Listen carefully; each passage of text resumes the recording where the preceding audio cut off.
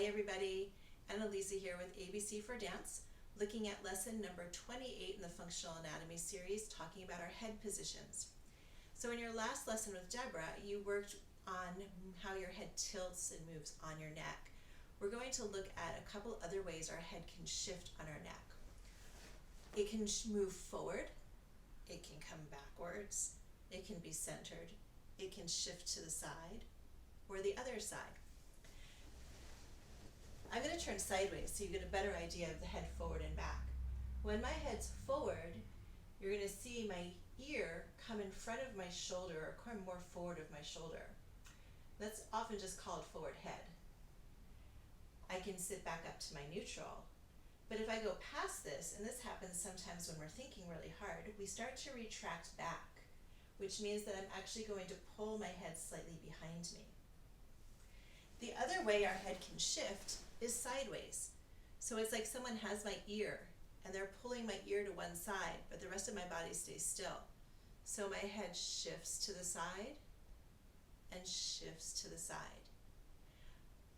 What's really important is to find where your neutral is, because we always want to be able to work from there.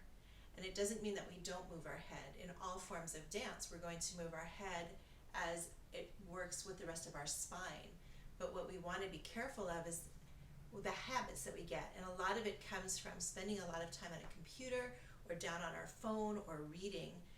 The head forward is quite common.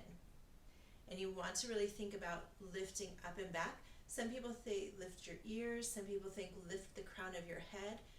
What you want to make sure you do is lift everything in one unit so that you don't just wind up with your chin coming up or the back of your neck tensing.